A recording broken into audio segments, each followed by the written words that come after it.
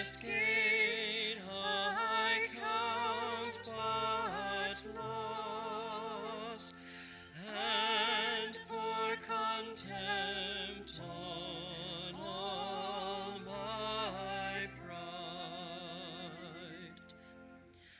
Forbid it, Lord, that I should boast, save in the death of Christ my God. All the vain things that charm me most, I sacrifice them to his blood. See from his head, his hands, his feet, sorrow and love flow mingled down. Did e'er such love and sorrow meet, or thorns compose so rich a crown?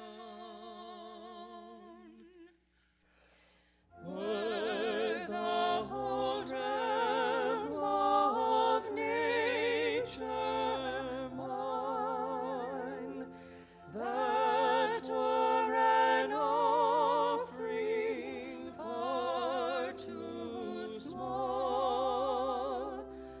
Love so amazing, so divine,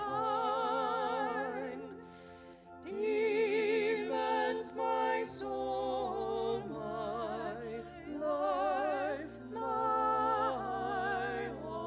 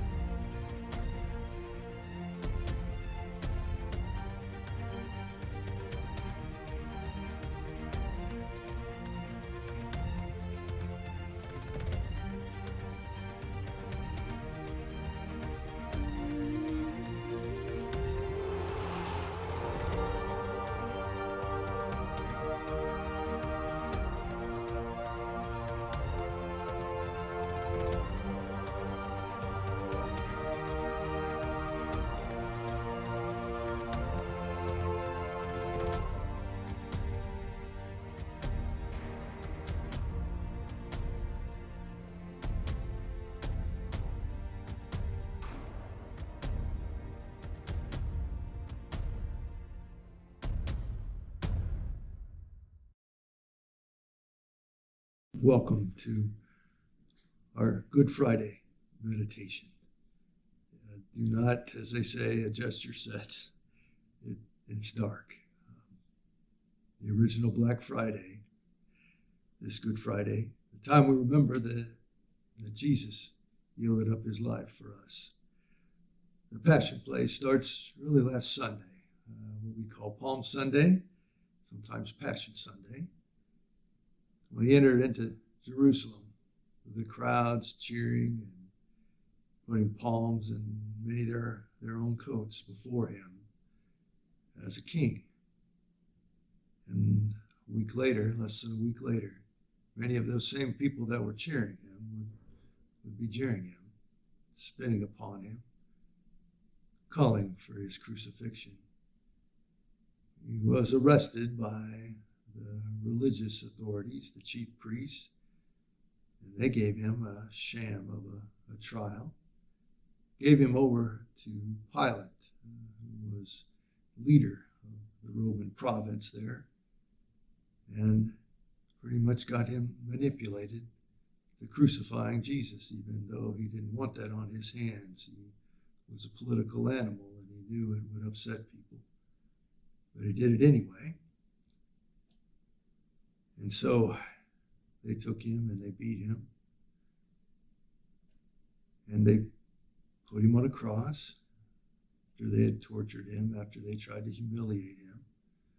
Put a sign up, King of the Jews, and hung him there. And there he suffered.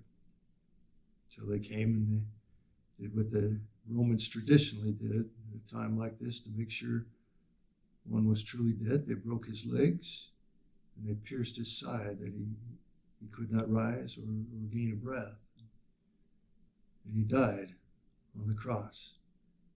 And then he was laid in a tomb, a place often called a garden, or like a garden. They had flowers planted around it. And the tomb was sealed, and the place was dark. I think sometimes darkness gets a bad reputation. We compare it to light in the light of Christ, of love, knowledge, and so forth. But there are things that can be seen in the dark that you can't see when the light is fully upon you. When I was in Tucson, I found out that it was a place that there was a concentrated effort because of the telescopes there at a special status that they kept the light low. You cannot see the stars when it's completely lit. Maybe you could see me. Maybe you can't. You don't need to. I think this time is a time where it requires less imagination to think of ourselves in a tomb. Many of us feel held captive in our homes, isolated from one another, fearful, closed in, uncertain about the future. Some of us even more so, like myself. This past week, Pastor Art took over my duties in the meditation, and hopefully you got a chance to tune in to hear his meditation on Palm Sunday. And I want to thank him for that, and all the staff and all that have helped that. Many of you know, if you don't, my daughter had died quite suddenly. Alyssa, my oldest daughter, 34 years of age. So hopefully you're able to see a photo of her and her partner Kenny and fiance and her two little girls, 4 and 3. She was the one, many of you may recall, had been diagnosed a few months ago with MS. We're not sure that was a contributing factor to her death. We don't know exactly what happened. We're still awaiting autopsy results. I can tell you it was the worst day of my life. As you can imagine, some of you have been through this, you know. There's nothing like losing a child. And made more awful, more horrible because of this strange time we're in. We were not able to say goodbye to her the way we wanted. Many of us couldn't even go in and see her the last moments. We had to say goodbye in a video kind of conference way like we're doing now. And the chaplain there did a good job with that, but it still isn't what we would have hoped. Of course, nothing about that was what we would have hoped. But I also saw some things that were extremely gratifying that I wouldn't have seen otherwise. Even though we were grief-stricken and we were angry for all the things that weren't right, and there was still so much grace revealed to us, so much kindness from people, many from you, your thoughts, your prayers, your notes of encouragement, and your gifts and memorial of her, and all those many ways that you cared for us and lifted us up. There were the nurses who sensed that we were angry and who shed tears with us. And I realized in that they too were caught up in this. This was nothing they wanted. It was nothing they signed up for. They became nurses and doctors because they wanted to heal. They wanted to help people. And feeling their heart with our hearts made a difference. The place we stayed, we couldn't stay at home. We stayed in a hotel. And of course, very few people were there. And when we checked in, the person who was cleaning the floors changed gloves and made us coffee and checked us in. Turned out to be the general manager of the place. That's the kind of thing that's going on this time. And he was exceptionally kind to us. Colleagues were good to us. Many acts of kindness, as I said. The hospital did great things for us. She was at the med center in Bellevue, cared for there. The little things. Her organs, she had signed to donate long ago, and that gave us a great sense of satisfaction and gratitude that though her life was done, that could help another to live and to enhance the quality of their lives. So we were grateful for that. The doctors and nurses, they did this thing. They knew she had 2 little toddler children, so they brought 2 little bears, and they put within those bears a little mechanism that when they touched a certain part of the teddy bear, it would emit a sound, and the sound was the heartbeat of their mother, my daughter Alyssa. That too touched us. There were so many things like that amidst the worst time that reminded us of the best of life and of love. I don't know what people do who don't have people who love them around them, who maybe don't have a church. But in the midst of our worst time, we were blessed by the church. I'm grateful to all of you to see the difference that it makes to have God's love revealed to you in the worst times. When we think about how dark life can be and how meaningless it could be without him. Jesus' commandment the night before, Monday, Thursday, was to love one another as I have loved you. And we have experienced that love. My love for my daughter, our love for her, and your love for us. And I thank you for that. This night is a different night. Different than most every other worship service we ever have. And if this is your first time with Good Friday, it may feel unsettling. And if it's not your first time, it may feel unsettling. It's intended to be that way. We who have journeyed with Jesus all year now come to the cross with him, mindful of the suffering he did on our behalf, the price he paid for our sin, his death for our life. A traditional way to remember this is the 7 last words, 7 last phrases of Jesus, actually. And I want to share those, and as I go, I'll diminish the lights.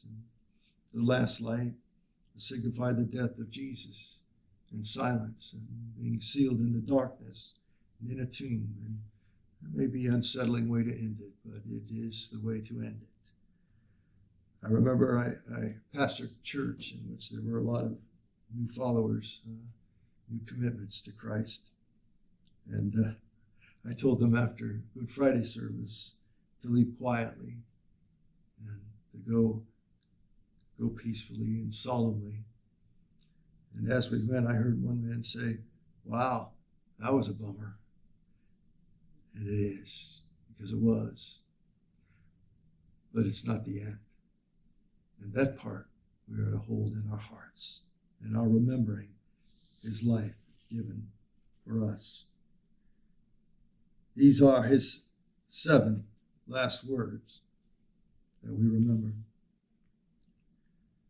Father, forgive them, for they know not what they do.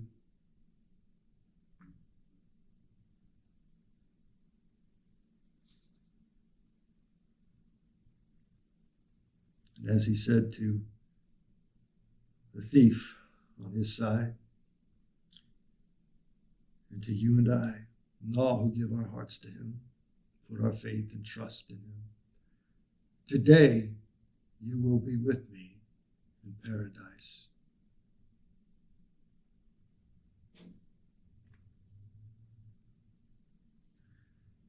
And then we recall as he hung upon that cross and life ebbing away, as he looked down on his mother Mary and his friend, the gospel writer of John. Woman, behold your son. Behold thy mother.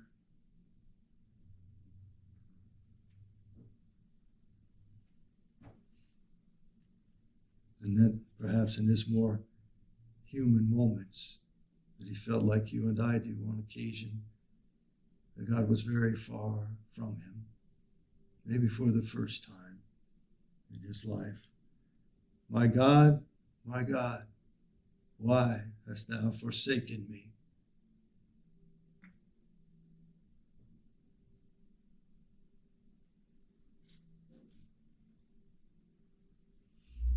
And as he hung upon that cross, he made a request. Simple, I thirst.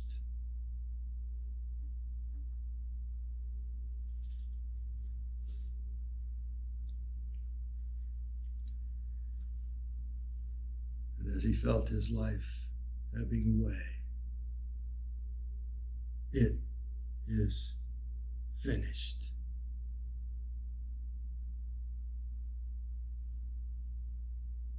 And just before he died, Father, into thy hands I commend